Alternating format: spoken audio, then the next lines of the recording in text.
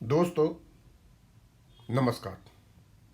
मैं आपको बताना चाहूँगा कि कल रात को 11:30 के बाद रात को जब मैं सोया हुआ था, मेरा अचानक फ़ोन बजता है। मैं उठाता हूँ और फ़ोन पर होते हैं कमल पाटनी जी। वो पूछते दीवान सिंह जी सो गए क्या। अब मैं ये तो नहीं कह सकता उनसे मैं सो गया, मैं नहीं सर मैं जगा हुआ हूँ।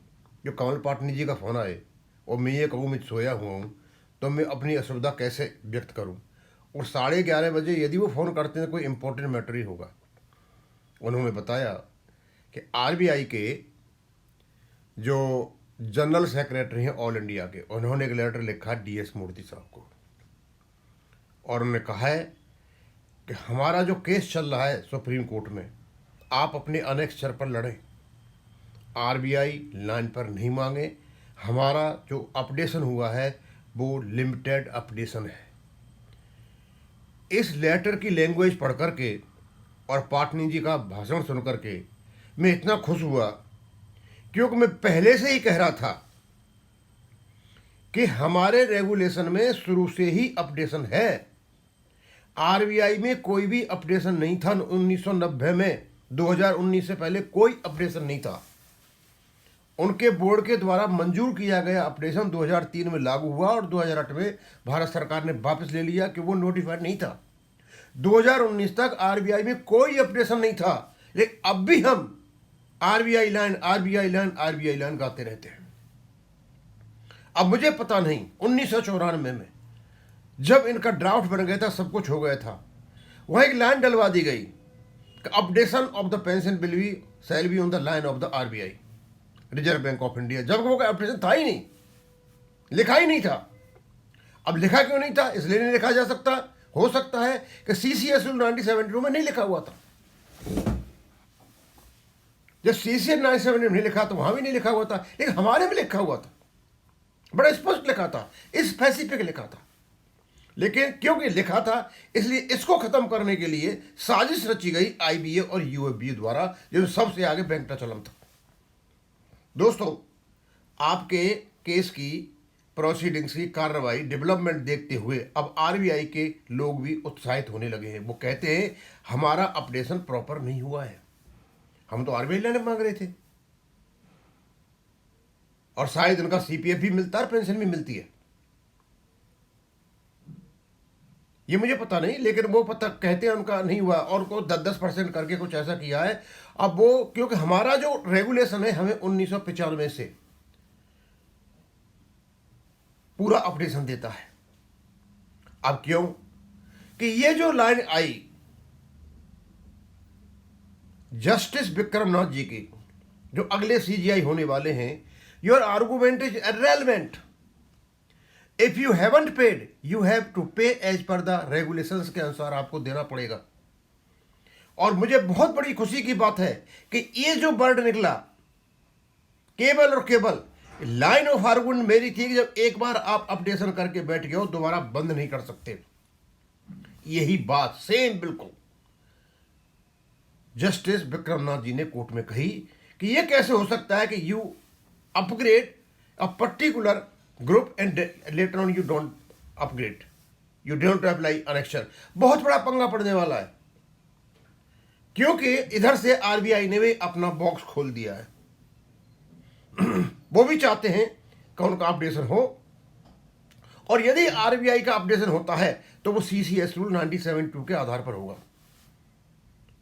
यदि उनके यहां पर अपडेशन नहीं लिखा हुआ है तो सीधा साधा है, सीसीएस रूल 1972 में भी नहीं लिखा हुआ है, वो इंप्लाइड है।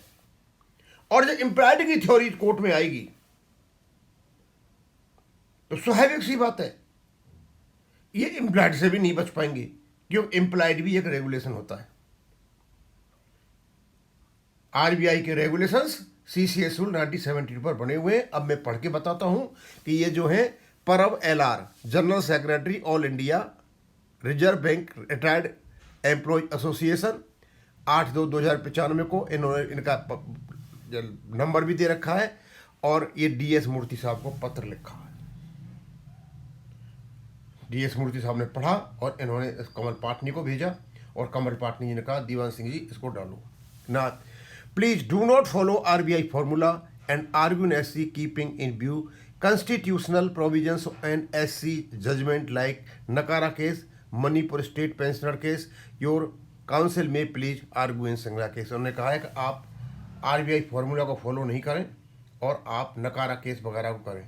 मैं आपको बताना चाहता हूं दोस्तों, केस सेटल्ड हो चुका है, ना हमें नकारा की जरूरत है और ना मणिपुर की जरूरत है, क्योंकि ये सिविल अपील है।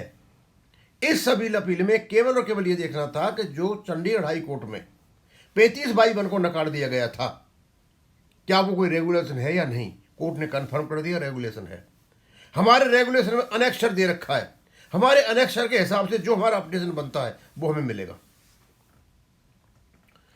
अब ये तो पीछे से लागू होता है, तो ये तो कर नहीं सकते, ये तो कोर्ट तो डिसाइड हो गया। अब जरूरत नहीं पड़ेगी सर डीएस नकारा की और किसी भी करने की।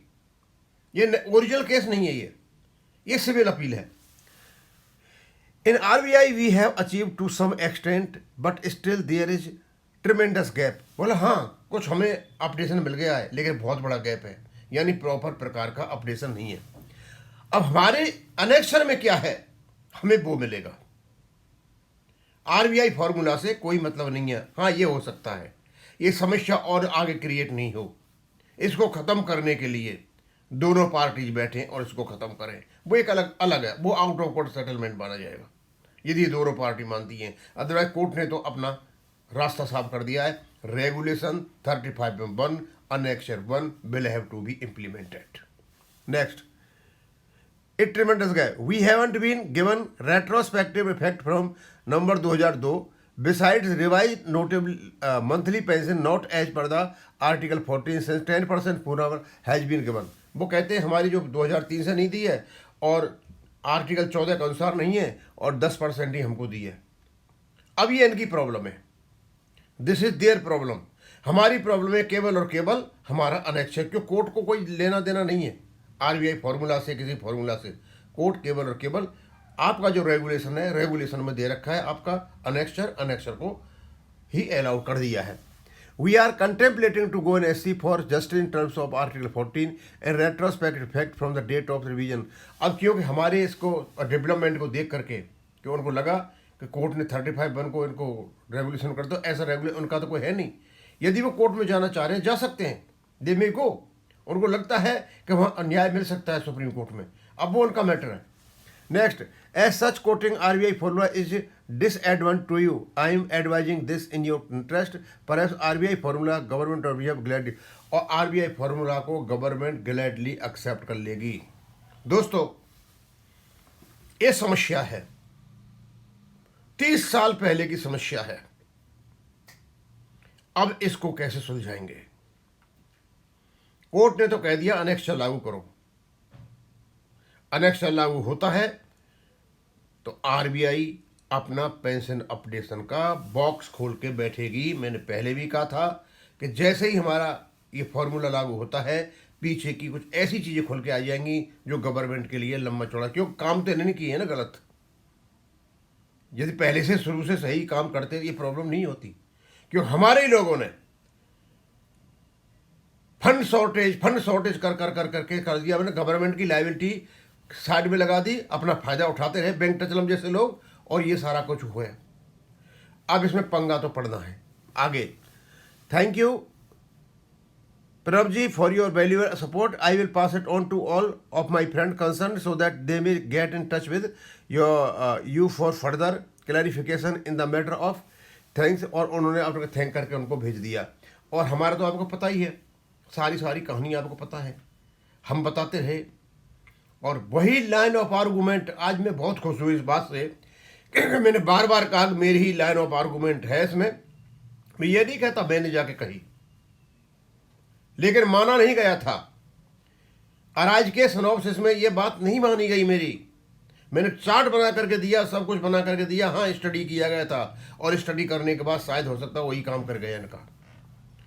मैंने कहा कि एक बार आप अपडेशन शुरू कर दिया है तो लीगली उसको दोबारा आप बंद नहीं कर सकते हो, क्योंकि आपने आर्टिकल 14 का सरेआम उल्लंघन कर दिया है।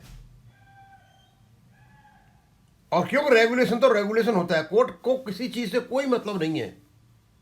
The court needs only regulation. Court कोई रेगुलेशन नहीं बनाता।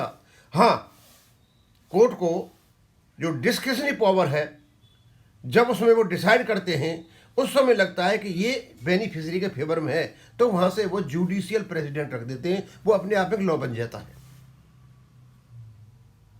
अब देखो 18 तारीख क्या होता है, ये मुझे डालना था। ये जो हमारे पर्टिकुलर हमारे जो वकील हैं उनके पास हम भेज देंगे, और इस चीज़ को हम सेवाराम जी के पास भी भेज देंगे। अब कैसे होता है कैसे नहीं होता है, हमारा काम आगे प्रोपेगेट करना, हम इसको प्रोपेगेट कर देंगे, और मैं इसको यहीं ख़त्म करूँगा। थैंक यू, धन्यवाद।